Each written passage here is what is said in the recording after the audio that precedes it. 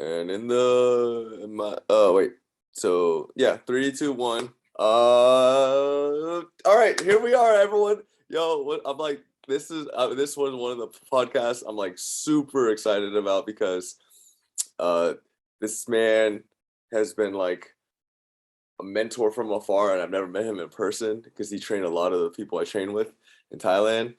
Shout out Jack Cooper, shout out Stafford Swinston, and shout out Adam Hoffman, shout out Reese. Yeah, that was just pretty dope. And I'm like, man, I just heard a lot about him. The motherfucking man, the fucking myth, the legend. I like would DM him stuff, and he was like always open about giving me advice. Like I said, he's the Mr. Miyagi Muay Thai UK remix. You know what I mean? Like so good with wisdom and all that stuff. And he's, I don't know, no further ado, motherfucking Coach Cadden, Coach Rich Cadden from the UK. How you going, bro? How you going? You okay? Yeah, doing good. Like, thank you for coming on the show. I was so excited for this one. Yeah. No problem at all. No problem. Yeah, so we could go straight right into it. So Coach, like, where do you want to start with you want to give a little background of what you do, and then we can go and you can go straight on like when you started Muay Thai or whatever you could do. Okay, yeah. So basically, I'm a former 2 times world champion in Thai boxing. Used to fight out of the famous Bad Company gym with Liam Harris and James France and all those guys. And yeah, spent a lot of time training over in Thailand. Won 2 world titles over there, the WPMF world titles at 67 kilos. I retired in about 2010, I think it was. Set up my own gym. And yeah, we've just kind of grown from there, gone from strength to strength. Started doing a bit of jiu-jitsu. And you're a purple belt right now, right? Currently, you're purple belt. Purple, yeah. Yeah. So you've been doing what? When did you start jiu-jitsu? Yeah, so about 2010. And that's what is that when you started? And you said you started your gym 2014. Yeah. Okay, gotcha. Yeah. So, and where'd you start training jiu-jitsu at? Or what got you into jiu-jitsu? I had a little bit of a dabble when I was in Thailand, Q23. Okay. So shout out to Adam Kaum and all the guys over in Bangkok. Shout out. And then when I was in the UK, it's been through combat base. All my training in the UK has been through combat base. Okay. So that's Darren Curry, Danny Mitchell, Roberto Barberio. That's my kind of black belt lineage. Chris Houter is Darren Curry's kind of liaison coach. That's what's up. That's what's up. Yeah, I'm just like, is this because he like never posts? I've never seen any posts of you doing jiu-jitsu or anything. I'm like, yeah. So I'm like really curious to see you like roll or something. Like, that would just be dope to see any footage of you training and something. I mean, like, I know Muay Thai is your like main staple, and and how your medium and how you like reach out to the youth and like get to them. But then like it's just like, but he's also a fucking purple belt in like jiu-jitsu, and I like, for me, I love jiu-jitsu. I like just kept delaying training it, or I would just train in spurts just because I would always get injured training with other white belts, which is really common. So I developed a lot of PTSD and shit, and finally got the balls to like do it. So start getting into those like white belt death grips and just squeezing the crap out of each other. Yeah, and so like let's talk about like your thing with Shakti Academy and like how many students with your just talk about like how you started your own gym and stuff. Yeah, 7 years going strong. Oh yeah, by the way, yeah, there you go. So I set up like a regular class in 2005. So I've been running Chok D Muay Thai since 2005. That's when I won my first world title. Came back from Thailand and started teaching classes. Hired out the local fitness first. Just doing like studio classes there. And then when I got made redundant from the railway in 2008. And then I was kind of bouncing around for a couple of years doing personal training and building up like good client base from there. And then in 2011 took the leap and set up a full-time academy. And then that's when I kind of expanded out and started including obviously starting with Thai boxing, but boxing, Brazilian Jiu-Jitsu, freestyle wrestling, and then we've increased to kind of MMA and circuit classes and strength and conditioning and all this other stuff as well. Yeah, very nice. And how many employees do you have on staff, or like other teachers and stuff? So there's obviously a coach for each of the individual arts. But generally it's kind of me and my wife that kind of pull it all together, and we look after the kind of the gym, the kind of business side of things. And it's my wife that runs the kind of social media accounts and that's dope, things like that. Yeah. So yeah. Do you have more students now post COVID, or how many students did you have at your peak, like pre-COVID, or like, you know, or whichever? I mean, like we've always got a kind of bit of a turnover and stuff like that. Of course. So generally we have around 15 to 20 in a class.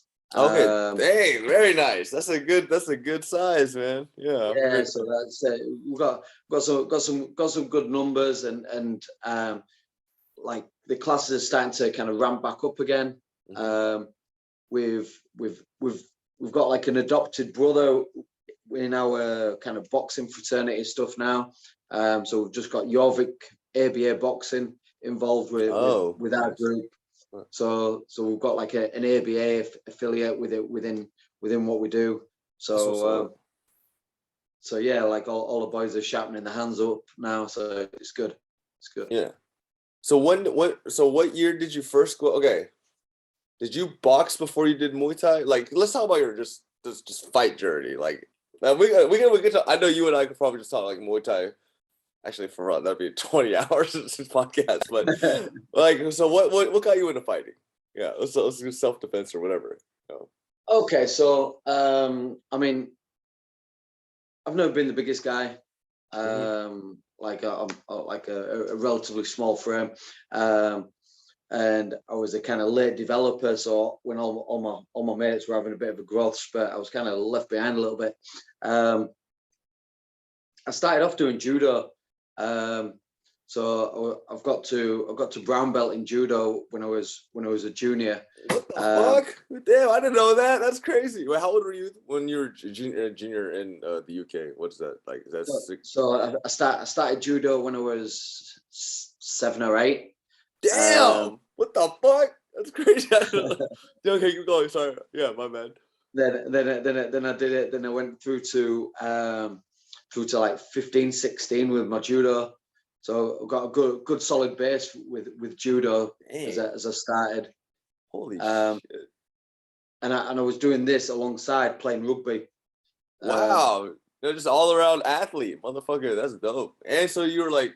So you had that explosiveness from athlete, or just like I'm pretty sure like your like core strength is like really compact then, like so really good for clinch work in Thai boxing. Like I was always a good strong kind of knee fighter in Thai boxing, but it was through this kind of judo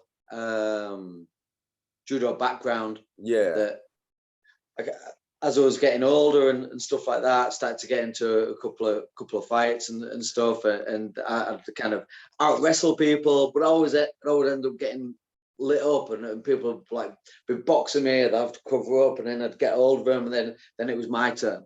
Yeah. And so So it was like, all right, okay, well, I need some striking skills. Yeah. So started off. Oh, okay. So I went down and did a bit of boxing and a bit of kickboxing and stuff like that.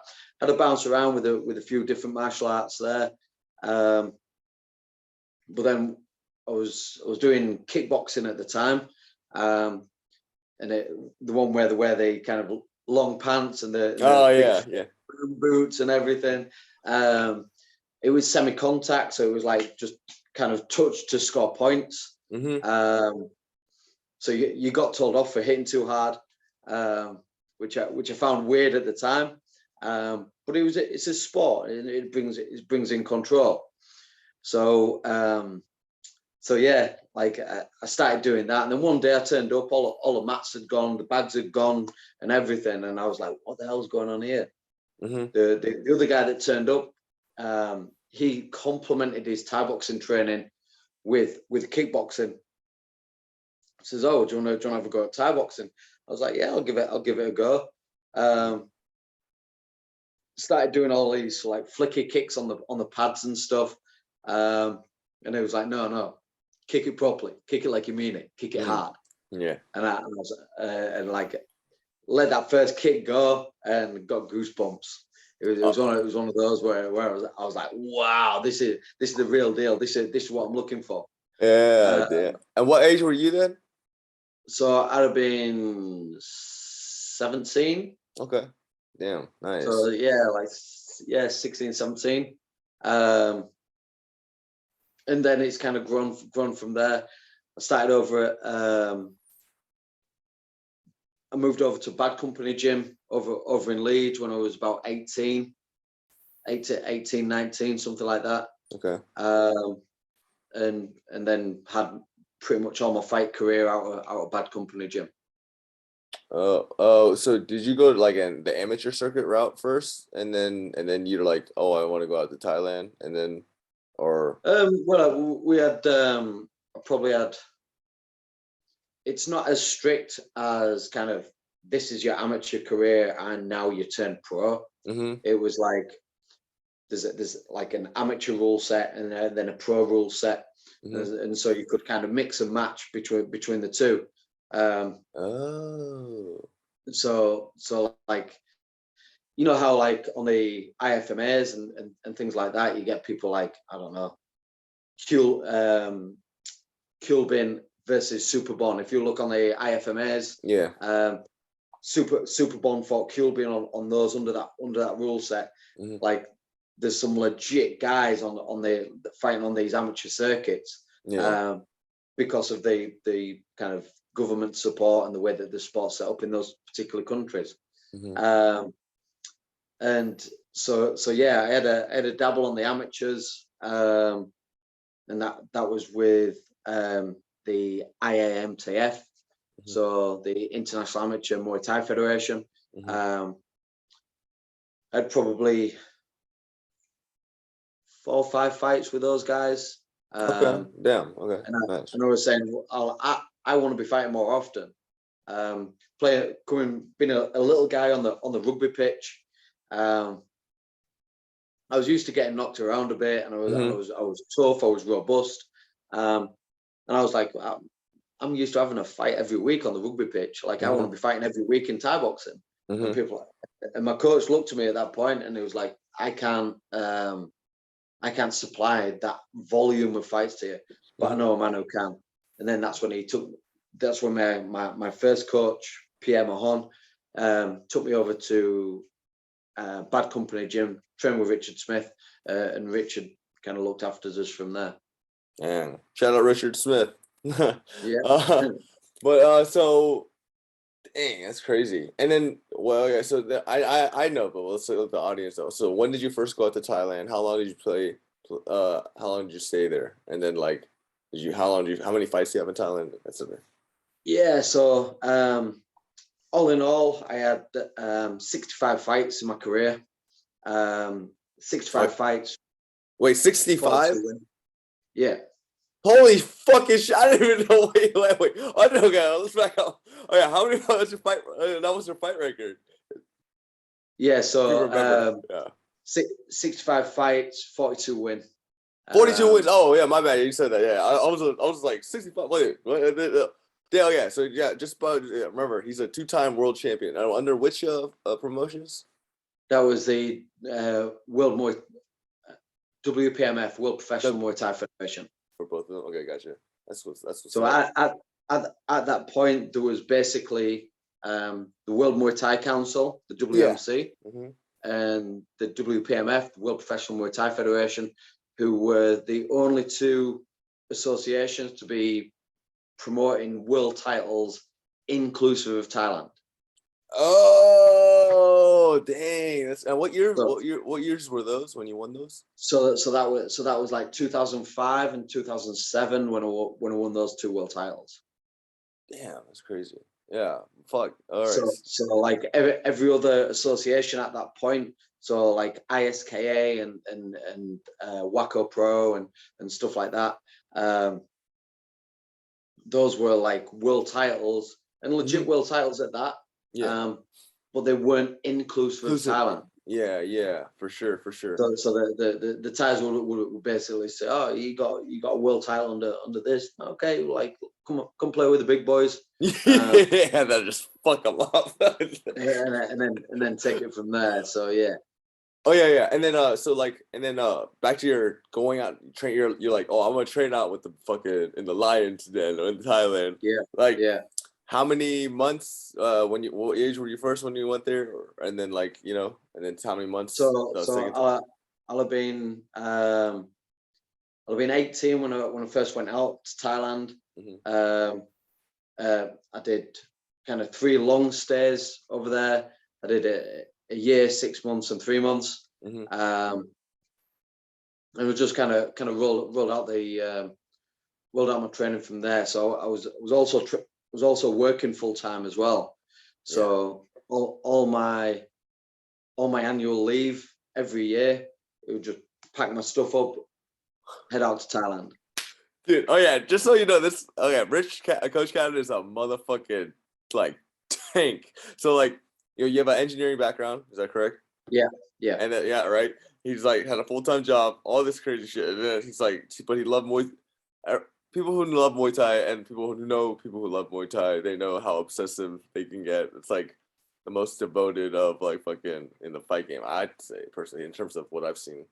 And then just what things that you're willing to sacrifice. I mean, I'm guessing at least for me, we're sharing a fucking room in the house, like swanning in the house, fucking 5 other people, like we're like fucking 6 foot apart from each other. I don't know. That's why I fucking love that shit, man. Yeah, Damn, dude, holy shit. Oh, sorry, my bad. Yeah, but yeah, go guys. Yeah, Coach Cadden's a fucking crazy motherfucker. Like I look up to him so much, and he's one of the OGs that did it. Like back when it wasn't a fucking mainstream, So when I got following on from that, basically, when I won my first world title, I had the belt put around my waist. As soon as I got back to the changing rooms, the guy came in, come to take the belt back off me because it's the like ceremonial belt. Yeah. And I was like, oh no way! Like I need some photos with this, and I want something to take back off. My coach was like, all right, yeah, we can sort that out. We'll get you a replica belt sorted out and that kind of thing. But it's not that quickly because you get the date engraved on it and everything. So I got home. Next thing, getting a parcel through the post. Square box, like presentation case for the belt. Open up the box, and when I opened up the box, there was a magazine on top of the belt. Mm-hmm. The magazine on top of the belt was Muay Tui. It was like Thai Boxing Weekly. Mm-hmm. Yeah. So, and on the front cover of Muay Tui, there was me elbowing my opponent, like on the front cover. Yeah. Now, people that are outside the sport were like, so what? You're on the cover of a magazine, but inside the sport, it's like was two other dudes that had been, two other Westerners that had been on the front cover of Muay Tui at that point. There was John Wayne Parr. Yes. There was John Charles Skabowski. Yeah. And then me. Yeah. So it's like quite a fucking, like, in terms of street cred, it's like street cred became over level 9,000, as I would say. Like, in terms of the Muay Thai world, it's like, oh, this fucking white boy, like he fucking hanging with the Thai and just that he just fucking beat this motherfucker, like, and he got featured on the front cover. That's like getting in rap. It's like getting back in the day, getting featured on the cover of the Source magazine, right? Yeah. So like, yeah. So like for me, that was like getting acceptance from the 100%. most critical crowd. Yes, that's fucking gangster shit. That's exactly. He's like accepted by the people. You know what I mean? Yeah, the inventors of the sport. That's what's up, man. These guys that do this reporting, have probably forgotten more about Muay Thai than a lot of the coaches in the UK even know. Yeah. So you're like, yeah. All right. That's what I'm doing. For sure. Oh yeah, and also feel free to cut me off at any time too. But I was just saying, like, let's share some insight. So you can discuss the insights. What's the difference between Muay Thai in the West and Muay Thai in Thailand? There we go. Oh, yeah, there you go. Let's go. Getting some meat in these questions now. Good. Yeah. Okay, so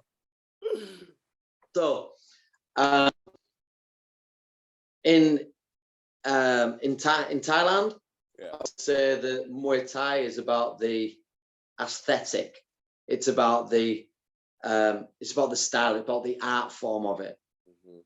Whereas in the West, people just want to see blood. They want to see a fight. So, and this kind of change in perception changes the scoring structure, because people in the West, they want to see a fight. They're going to score more highly towards a guy that's been more aggressive. Yeah. Whereas in Thailand, if you're being aggressive, it's basically saying, I don't think I've done enough and I need to chase this win. Yes, exactly. Oh, yeah. Very good way to describe it. Yeah, you're going. So when in Thailand, they have a thing called Roop. Roop is your style, it's your composure. It's being able to hold yourself well and maintain shape. So it's not about how hard you hit, it's about how well you can hold your position in between. So if like the punch and the kick are the bricks of the house, your style, your composure, your body shape is the cement that holds all these things together. Yeah. So Roop is probably the most important thing for Muay Thai. Yeah. Which is why it's like such a beautiful, like in terms of the angles that you create with their body, is so beautiful. It's like, that's why I call it like the ballet of striking, right? Yeah. And then so yeah. All right. Do you have any other insights, like in terms of the training and how they approach it? Or I mean, right now with all, because of the YouTube and like how it's more popular, just coming, like you're getting like better level like Thai kind of training, and at least in the West, at least over the last, ever since like the rise of popularity of like MMA and stuff. But because they recognize Muay Thai being like such a good striking art. But then like back when you were, I'm pretty sure you've seen like the evolution in like the gyms of Muay Thai, the quality of Muay Thai, right? So like at least back then, 2000 from like okay. How could you describe the difference in approach to training and stuff? There's probably a deeper appreciation of firstly of clinch work. That's 100% facts, bro. Yeah. When I first started, it was like kind of like the Western boxing mentality. You go in the clinch for a break. You can tie them up and just wait for the referee to break it. Mm-hmm. Like you do that in Muay Thai, you're gonna get kneed to death. Yeah. Like you go in the clinch to work your ass off. That's a challenge for your fitness, not a rest for your fitness. Yeah. So when you're kind of styling it that way, when we first started off, it was like punching and kicking as hard as you can, full contact fights, like full contact kickboxing, almost like K1. Yeah. But as the like knowledge has improved with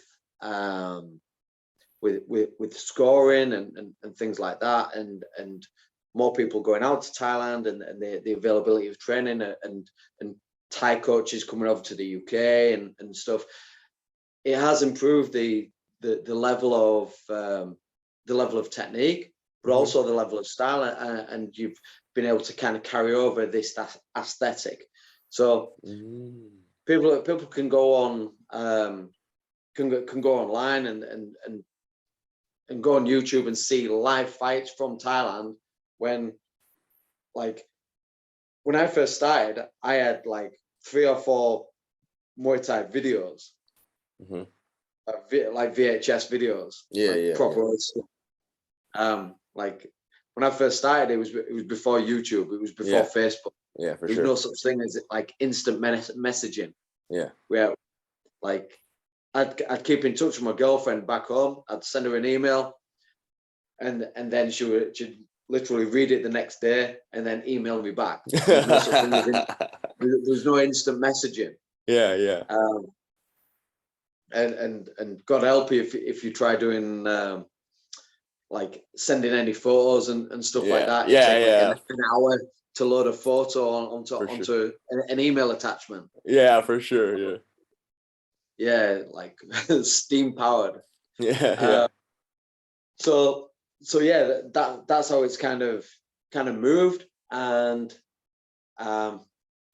basically from 18, when I was 18 through till I was about 32, 33, I never had any holidays. Zero holidays. It was all going out to Thailand, training, fighting, competing out there. Came back, and it was like that constant grind. Like my coach Jitsu, he turned around, and his nickname for me was Richard No Holiday. Is Richard on a holiday? Richard No Holiday. Oh, Richard No Holiday. Yeah, that's hilarious. Never has a holiday. Never has any time off. Like, what are you doing? That's funny. That's funny. And he said to Adam Hoffman. He was talking to Adam, and turned around and says, Richard's the only one that never got sucked into the Bangkok lifestyle. Damn. So never got sucked in with the partying and stuff like that. Oh yeah, just if you, in case the viewers don't know, so Bangkok, the capital, that's the capital, capital of Thailand, right? I'm pretty sure, yeah. So, but the biggest city in the north, at least, and then there's big party city, and I mean, people go there, Bangkok, whatever. Okay, there's all those puns with it, but then bars, girls, drinking, partying, Tiger Road or soy, whatever. I'm like blanking out on fucking all this shit. But anyway, I know it. I've been to Thailand, but and I do know more about it. But anyway, I'm like thinking of all the other questions I'm trying to ask it. But anyway, so it takes a lot, even an extra layer of restraint and discipline, or just his love for Muay Thai, for him to be so committed and just to totally avoid it. I ain't gonna lie. I mean, I trained in Phuket, man. I had some fun times, but also I like dancing, like nightlife and stuff. But for me, people would know that I was pretty disciplined with that, and I wouldn't miss training either, even if I did party, just because. This was one of the things I wanted to touch base with you about as well. What's that? I used breakdancing as my bodyweight training. You did? So I didn't know you breakdancing. I did a little bit of breakdancing. I didn't know that. I can pop and lock. Oh, really? Damn, I didn't know that. That's hilarious. I would, So you guys send me a video. I'm gonna share it. Instead of just doing busting out press ups and sit ups and burpees and making up all my own kind of bodyweight exercises and stuff like that, The class that was after me when I was hiring out the studio, it was a breakdancing class. I was like, oh, I'll just stick around for this. Yeah. So I stuck around for the breakdancing class and found that like a fantastic kind of segue between two styles. Yes. The fact is that like I could do all my press ups and stuff like that, but now I had to do it on beat. Now I had to do it with rhythm. Yes. And so now I was trying to kind of pick out the tune and coordinate my like little stop and little pauses, little freezes, like that. You fucking old school, yeah. That's what's up. Yeah. And trying to work that in. So that was like my breakdancing was my bodyweight training. Yeah, that's what's up. Okay, cool. See, everyone, all you motherfuckers who think I'm fucking psycho and shit, and then like think I'm weird, yeah, fuck you up. Exactly. Say it for the man himself. It's genius. Yeah. It's genius. That's what it is. Oh, I heard from him. Yo, that's fucking honor. Thank you so much. But yeah, and like, okay, yeah, okay, that's cool. So I always train. I think dancing is one of the best supplements for fighting because the physiology of the human body is very similar, and then like also teaches you to move your body in unconventional ways. By having more unconventional ways of movement at your disposal, you become more unpredictable, and as well as you can increase your flexibility, your speed, whatever have you, you know. So one of the things that I always talk about is the coordination and interference. Yeah. So interference to your nervous system. So people say that you want to fight, people are already going to be tense. Mm-hmm. But the thing is that if you can learn to be relaxed and fluid, you can play with timing, you can play with rhythm, you can play with the cadence of your tempo, you can put little stutters and fakes in before you start throwing the punch and stuff. So all these things are just dance moves without the aggressive edge. There you go. You heard that shit. So fighting is dancing without the aggressive edge, the actual power or force to cause damage to someone, right? Exactly. Yeah. So the one I always say in class is it's like Saturday Night Fever. Yeah. Just popping that hand out. Yeah. Pop. Just finding that shot. So you're just putting your body in that position. It's just really unfortunate for your opponent. They're at the wrong range, the wrong distance, and you end up getting hit. Exactly. So it takes the intent away. Yeah, for sure. You're no longer searching for it too hard. There you go. That's where we're going. I love how you articulated it too. Yeah, I'm just like, and for me, I like love dancing. So I'm like,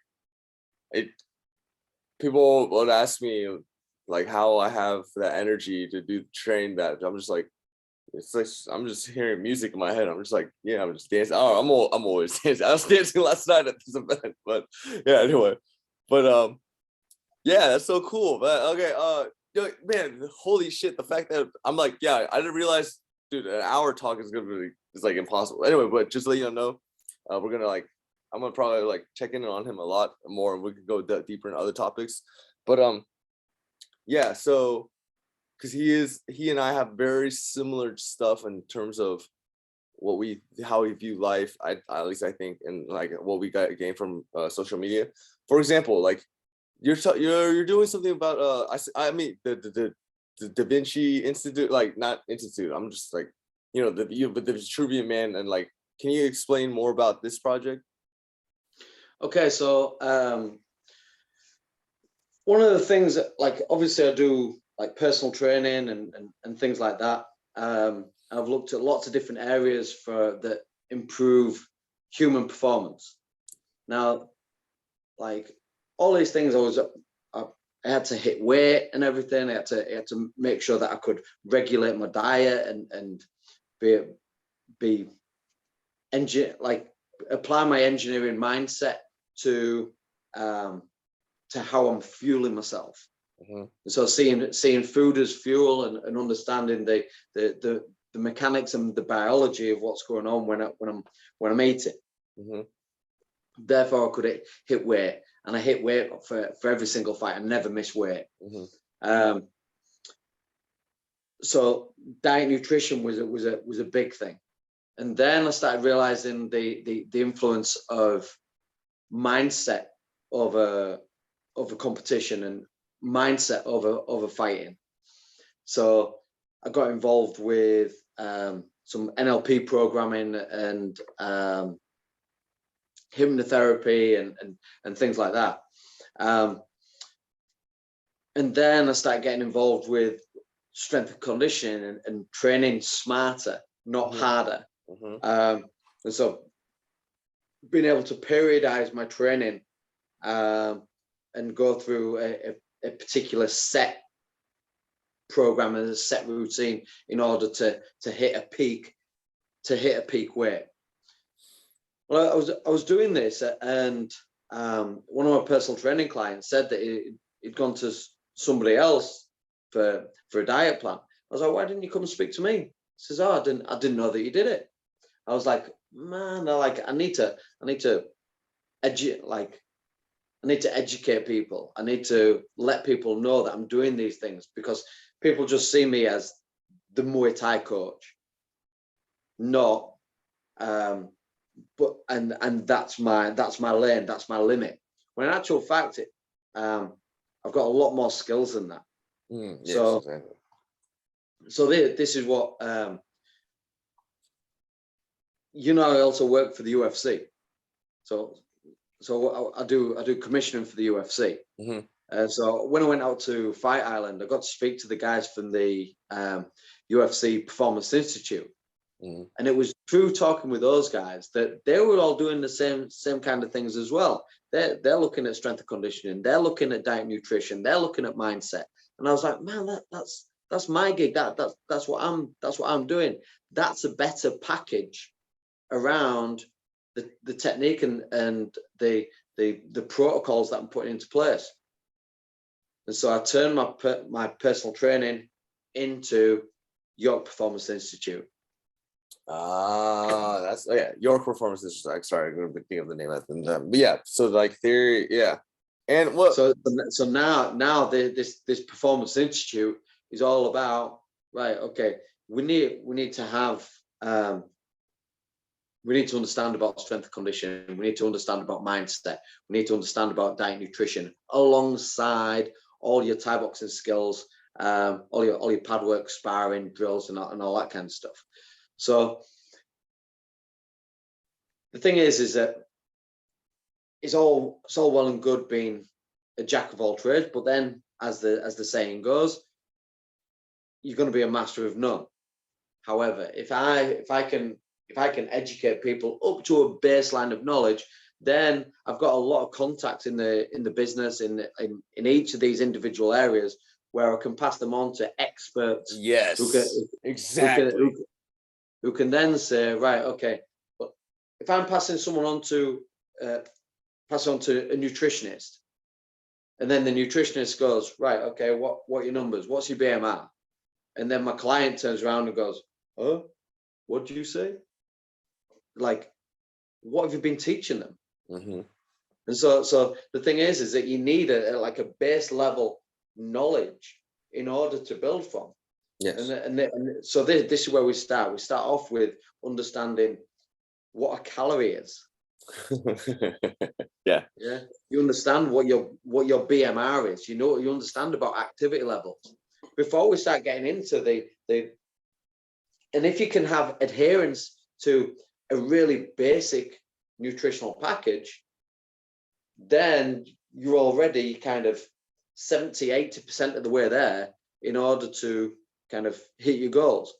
And then if we need some fine tweaking, some small adjustments, then when I pass you on to a nutritionist who does this kind of full time and has a deeper knowledge, they're going to turn around and go, right, okay, well, what are your numbers? Oh, well, my BMR, my basal metabolic rate is this much. This is how many calories I'm having. This is how much protein, carbs, fats I'm having each day. I'm fueling myself with this much hydration. And and then all of a sudden they go, right, okay, this person knows what they're on about. Then they've got the academic knowledge to understand what's happening, but they also have the discipline in order to stick to the plan and then being able to record it. So it becomes academic knowledge into pragmatic use. So can you follow that same adherence to a diet plan? Well, if you can do that, then the nutritionist is going to go, right, okay, this guy's clued up. He knows what he's on about. This is like, I'm going to be feeding all these ideal clients onto my nutritionist contact that's saying, right, okay, well, if you can stick to it, if you can stick to his plan, that's good.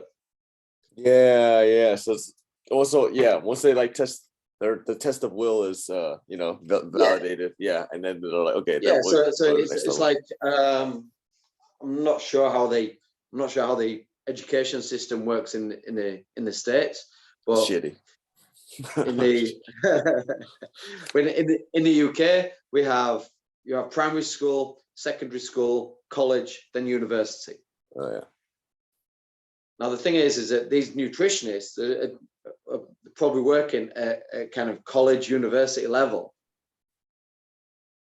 If clients are then coming in, but they haven't even got a primary school level of understanding on nutritionist, there's nothing to fill the gap.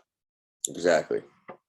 And that's what my job is. I'm helping people kind of upskill so they've got this primary school and secondary school level knowledge.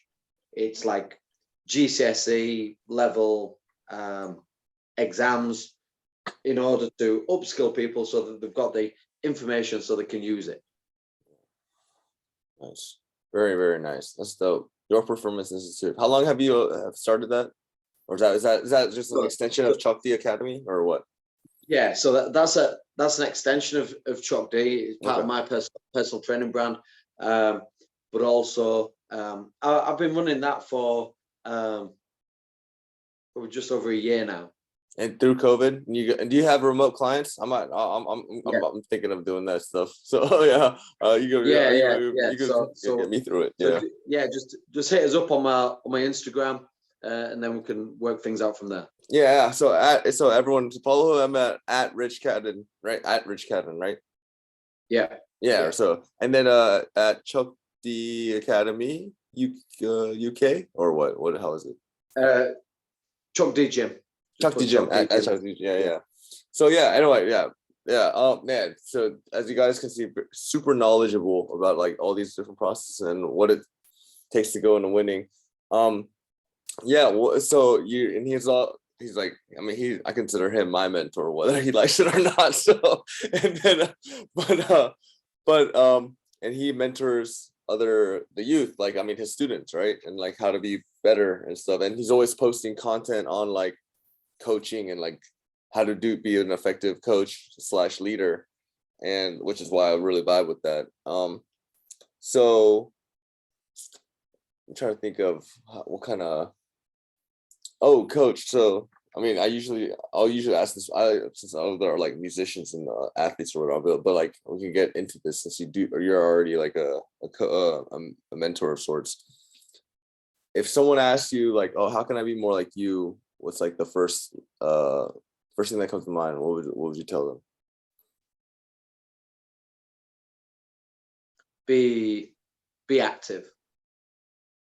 Like you can spend so much time in your head. You can spend so much time thinking about doing things, but then not actually do stuff. So firstly is knowing what that first step is. And that can kind of breed a lot of kind of paralysis by analysis and get into like overwhelm with, right, okay, I want to be a world champion. Okay, there's a lot of steps to go through in order to get to that point. So you have to take that first step. What's the first step? Get in the gym. Go train. Straight up. That like be busy, be doing stuff. And then you'll start picking up that vibe. And a lot of the time, people will quit because I hate to say it, but we live in the instant generation. Yes. Everybody wants stuff now. Yes. And people struggle to embrace the idea of going, right, okay, I'm going to commit myself for 6 months. If I can commit myself for 6 months, then I'm going to move in the right direction and then see where I am in 6 months. Like if you train hard for 6 months, there's no doubt you're going to get fitter. You're going to get stronger. So, but the thing is that people think that they need to go to the gym once and they're going to get fit. It's like, it doesn't happen like that. It's not like flicking a switch. Mm-hmm. You have to commit to it. So, seeing as though we've been using this diet plan idea, it's like after 4 weeks of adherence to the diet plan, you might notice differences. After 8 weeks, maybe close friends will notice differences. After 12 weeks, 3 months, after 3 months, other people will know, like people outside your circle will notice a difference. 3 months. Yeah. And this is a thing that I pulled you on the other day. Which one? That, like, the 100 days of discipline. Yeah. 100 days of discipline. Yeah, this is it. Yeah. It's like, oh, okay. Yeah. And it holds you accountable. Yeah, for sure. And it's one of those where you're like, right, okay, if I'm going to stick to it, I'm going to stick to it. Yeah. I'm like, definitely, especially with the New Year stuff. I mean, I'm like, I'm going to stick to it. I'm like, I know I felt like I was cheating. I'm just like, dude, the pressure fucking sucks, bro. Like, I'm gonna just straight up, like, I hate myself when I'm depressed. Yeah. That's where the reward is. Yeah. That's where the reward is. Doing it despite depression. Like I feel I like those 3 days that I missed. I'm like, man, I lost that day of depression, and but then like, yeah, and then when you're feeling even shittier, then you're like, oh, I have to do it to start way over. That's what gets people to give up. That's why I'm like, I just got to go all the way as much as I can to January 1st, see how many days I do miss, and then like try to improve on that average. Like let's go straight up through 100 days from January 1st, from whatever. But it's this pressure, the perception of pressure. So because like when you put in a bold statement out there, you're opening yourself up. You're making yourself feel vulnerable. Mm-hmm. A lot of people struggle with that vulnerability. They struggle with that amount of vulnerability. Yeah, for sure. So having the bravery to take that step is massive in the first place. But then also peer pressure is a bitch as well. Yeah, 100%. Yeah. So this is what then the people that care about you are going to call you out on your bullshit. They're going to call you out on like, oh, you missed a day. Oh, okay. Yeah. Roger. Thanks for that. Yeah. Because the thing is that's what coaches do. Coaches will push you into and hold you accountable for the things that you say. Yeah, absolutely. Yeah, and that's why I did. Okay, go ahead. This is the game. This is the game. So when you've got people that are looking out for you, like it may feel a bit shitty, it may feel like you're having that awkward conversation, but that's the tough love. All right, how about this? Next time, if I do give up, within the next, I have 43 more days. I get maybe. I don't know what's after this time, but if I lose another day, then I'm gonna start 100 days over. All of that. That's my commitment to you. Then. Okay. Good man. Okay. God damn it. All right. So, but all right. Okay, man. He's got so many stories. All right. So, the crazy thing about Coach Cadden, he's like, dude, I was training with fucking Jack Cooper at Calpatech, and Calpatech was, I don't know, those who in the know, they know. That's all fucking, it was just legendary, a bunch of fucking dogs all under animals just under one roof. And it was fucking bare bones, and we just like fucking trained so fucking hard, dude. One of them, shout out Steve. I mean, I don't want to say it, but anyway, one of the guys I trained with, he was like, dude, I've done a lot of crazy things in my life, but that time it was like 2016, 2015, 2016 Calpatech. It's like I don't know. He was crying. He's like, sorry to get emotional. I'm like, dude, no, man, I know exactly what you mean. Like, there was a synergy with all the fighters and just top-notch fighters, you know. But then Jack Cooper, I mean, he's the one who's like ranked #1 UK. I was just like, oh man, like, and then he came out of Thailand in his adolescent, like early year, you know, when he was young and stuff. And I'm just seeing him fight. He's like, oh, never seen a farang fight like that. Farang is foreigners for Thai, in Thai. And then I heard about his coach, and then his coach had fought Sanchai. I'm not saying fuck it. God damn it, Chanret, which was like the Sanchai's shadow, whatever. But you know, they fought together, and then that's what I was like. Oh, you fought my current Thai coach, and then like trainer, and then I was like, and then he became like this legend in my mind, and then I was just following. And once I connected with him on social media, I was like, oh man, this guy's like really deep. And then but yeah, so can you describe? Let's talk about this fight with Chanrit. How was that for you? And how'd that happen? How'd that come about? Actually, yeah. Okay, so let's start this off, and I'm not going to sugarcoat it in any way. He fucked me up. Okay, yeah. I mean, it's like fighting Sunshine in a lot of ways, right? So yeah. I mean, Chanru was a really strong southpaw. He came out first round. He kicked to my back leg, and he literally moved me a foot to the side. Like, Jesus. It was at this point he was 2 times Raj Damnan Stadium champion. Yeah, for sure. And it was my 12th fight. Oh, I didn't realize that's what I thought you had fought him like when you were more. Oh, damn. Okay, that's fucking crazy. Yeah. So Chanru was the first Thai that I fought. Oh, he was your first. Oh, damn. I didn't know that. Okay, fuck. God damn. They threw you in the fucking. Yeah, I got thrown into the lions. Yeah. That's like, oh, fucking, yeah, just like the jungle just only with gorillas, and you're like going to this top-notch dude, like the alpha male. That's fucking crazy. Holy shit. So how this came about, basically it was over at Dean White's gym in Dewsbury. Mm-hmm. Dean White had been like back and forth to Thailand a lot. He's got a lot of connections over there. And he brought a couple of Thais over to teach at his gym. He was putting on a promotion, and we got offered the fight. And I was like, yeah, I'll fight. It's okay. I'll fight whoever's put in front of me. Just a fighter's attitude.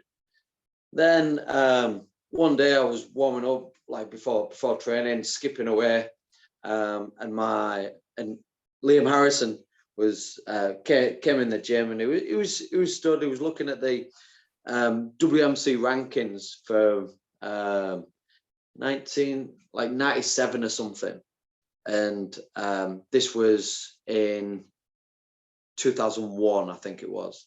So like 4 or 5 years between. And he's like, "Hey, Cadden, have you seen this?" Says there's a guy called Chanrit at number two or number 3 in the 57 kilo weight category. I was like, I wonder if that's the same guy. And so Liam then told Richard Smith, my coach.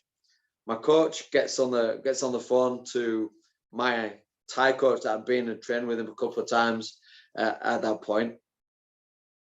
And it was like, oh, Jitsu, this guy Chanrit Sito is what do you think it'd be like a fight for Richard against him? And my Thai coach turned around and went, oh, maybe not. But if he does, it'll be a good learning fight for Richard. God damn. Yeah. So I certainly got an education. Yeah. And so yeah, like we knew that it was in for a tough old ride. Went on through, came through like the first round, but then after that like initial kick that moved me to the side of like a foot, my coach said it, like called to the other corner man, said pass me the towel. Like my coach had never thrown in a towel at that point for any of his fighters. Yeah. This is the first time we've gone, right, okay, we're probably a bit out of our depth here. I need to be ready to throw the towel in. Damn. I made it through the first round. Second round, like Chanrit had found his range, found his rhythm, and yeah, he just continued like hammering the back leg, couple of high kicks, and like I defended. I tried to catch his kick. He caught my kick a couple of times, but then he landed a big southpaw left knee straight up the middle, winded me, dropped me for an 8 count. Oh, it was the knee. Was that the one that broke your sternum? So I'm not sure which one it was, but yeah, he dropped me 3 times, and yeah, so the fight ended at 2 minutes 2 minutes 45 into the second round. I was the only English guy to fight him under full Muay Thai rules. And of his few fights that he had over here in the UK, I went the longest with him. Damn, that's hard. There you go. Yeah, that's hard. That's crazy. And this was it. So yeah, he dropped me 3 times with body shots. But then later that night, I kind of went back, and I was laid in bed, and my chest was going.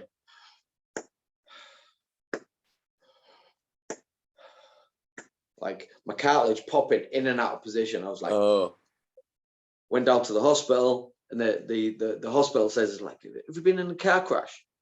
It's like, that's it, like off the seatbelt or off the steering wheel. I was like, no, I got beaten up this afternoon by a little Thai man.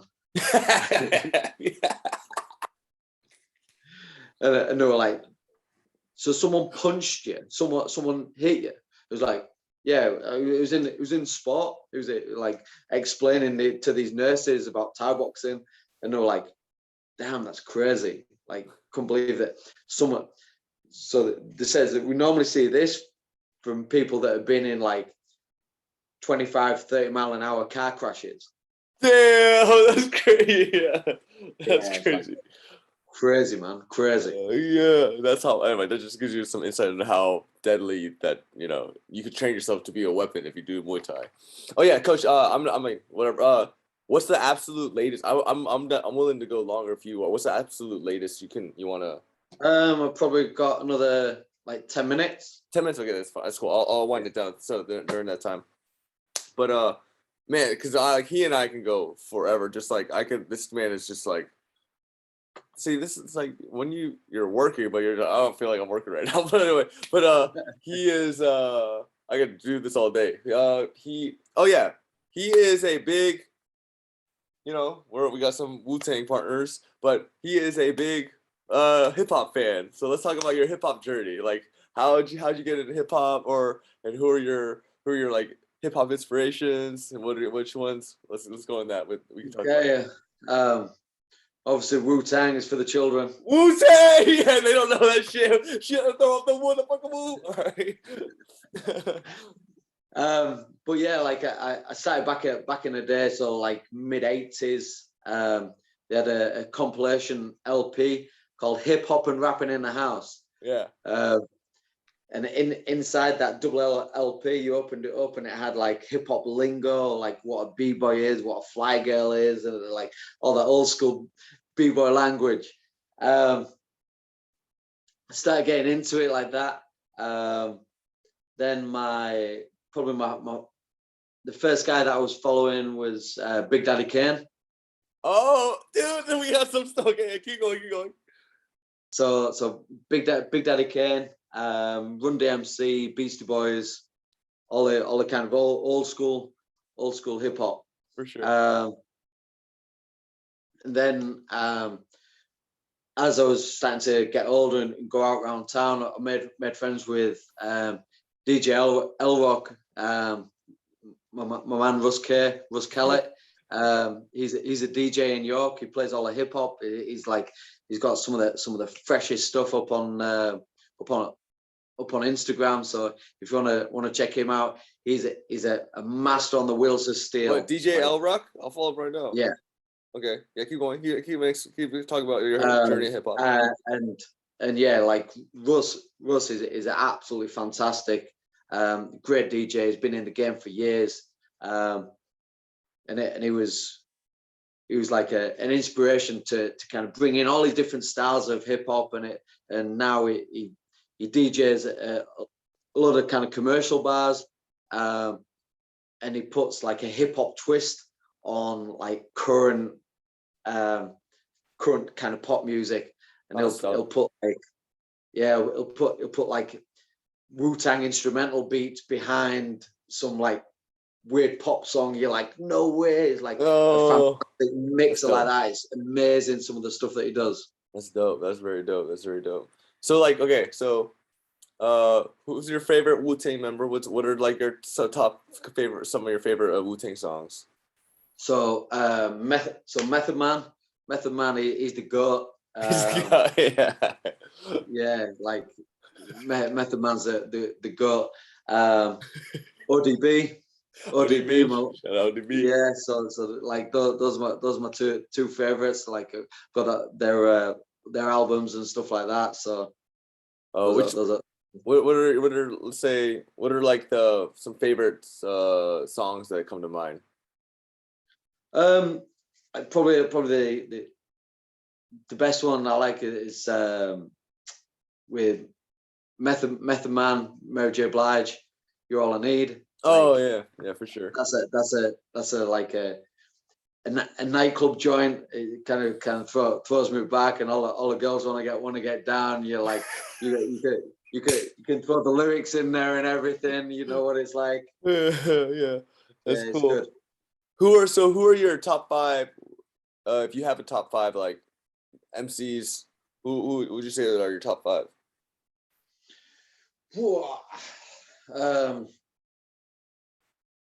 Yeah, so I kind of bounce a little bit between kind of East Coast, West Coast type stuff. So I like all my Method Man is my boy. Like he's number one. Yeah. Then I'll probably say Snoop. Oh wow! No, that's a shock. Yeah, I was not expecting that. I like the smooth flow of Snoop. Like it is like all old stuff. The like Dog Pound stuff. Yeah. Then like ODB. Okay. ODB just for his kind of out there rawness. Then probably Eric B and Rakim. Oh wow, very nice. Okay. Yeah, back over to the East Coast and playing with that kind of stuff. Then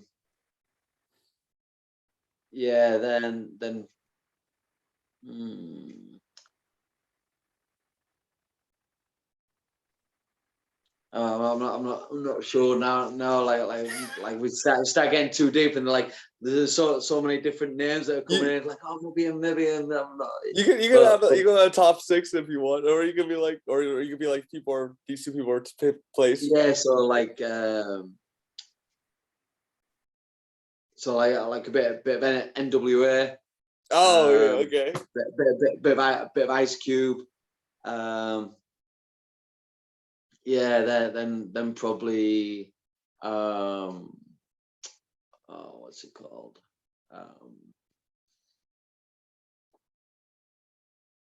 So Lords of the Underground, Chief Rocker. That's one of my favorite jams. It's good.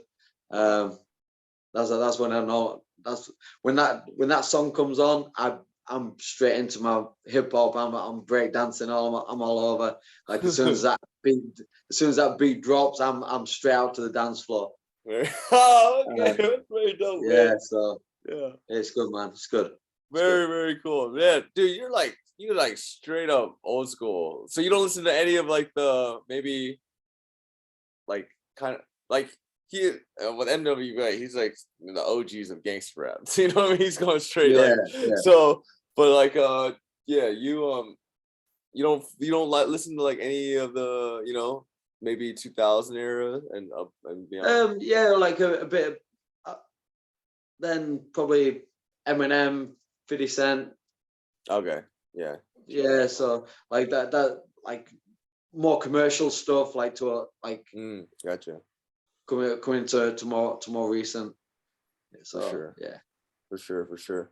All right, so we're gonna wrap this up, start writing this up, but Coach, in terms of all you've seen in life, like what's something that helps you, that maybe someone that could help you think would help people achieve peace in chaotic times, or like what are some pearls of wisdom that you could that you like coming off the top of your head of all you've experienced? I mean, come from an engineering background, you've fought abroad and among the greats, you have a very successful gym, I know you got your kids doing gymnastics, you you got you're like going deep into human performance with your Performance Institute.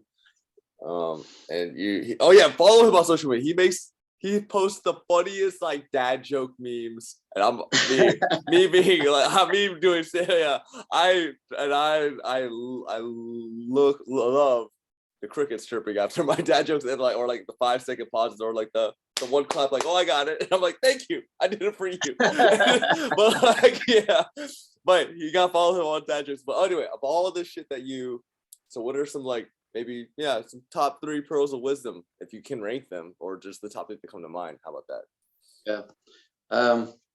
Like the spectrum's so wide. Breathe. Dang, that being the first one, dude. That's actually fucking hard. The fact that was his first one, and then one word was so I can see what this deeply layered. We could go in this later on a future interview, but yeah, anyway, keep going. Remain positive. Very nice. Take action. Bars, like super succinct. He would make a good haiku writer. But so this is what we're talking about. It has to be like because the umbrella was so wide. It has to be up at that kind of values level as opposed to too detailed. For sure. That's so crazy, dude. I'm glad I asked that question. So breathe, be positive, take action, and then there's like this deeply layered in terms of how he reached that. And we could discuss that in the future. I don't want to take his time anymore. But Coach Cadden, the motherfucking legend. I'm so glad I got to know you on this deeper level, and like you can explain all this stuff to me. It's been an honor and a privilege just to have you on. I was super excited for this, and like thank you for being on the show, man. All right, so Coach, I'm not gonna keep you any longer. I know you're really busy schedule, but I'll see you later. All right. Cheers, man. Thank you very much. See you, everyone. Thank you for tuning in. All right, I'm gonna end this right now.